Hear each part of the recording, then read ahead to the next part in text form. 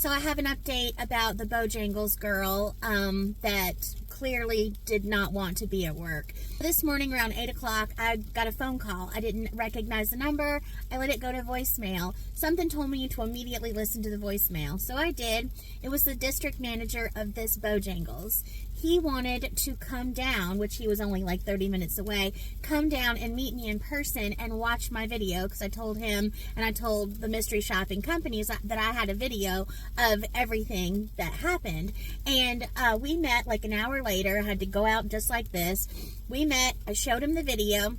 He walked me in the restaurant and he asked me to identify the other people that were working.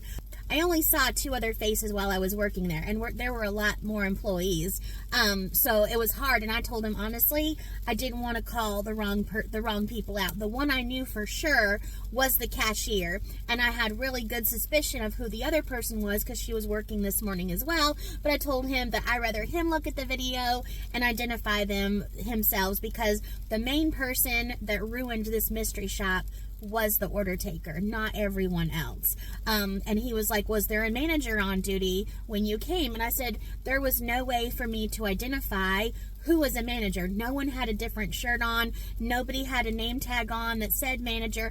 I don't know. So you're going to have to make that call.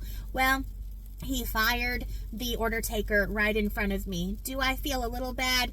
A little, like very, very little, because that behavior that she had at the cash register, the face of the store, mind you, no. That behavior turns away customers. Without customers, there is no business. Without business, the store is not open. There are no hours or low hours, and eventually it completely shuts down and everyone loses their job.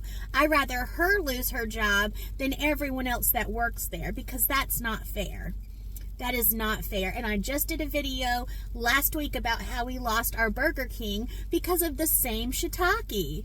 And the ones that come on here and want to defend this behavior, you scare the shiitake out of me. Your standards are so low, and you want to give everyone a participation trophy. This is the result of that. Y'all think that that girl, no matter what was going on in her personal life, should behave like that at work and be the face of the restaurant?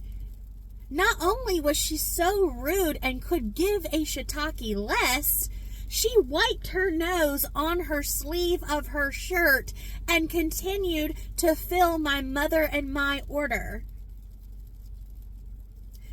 No. The restaurant was disgusting. As you see in the video, the food was old.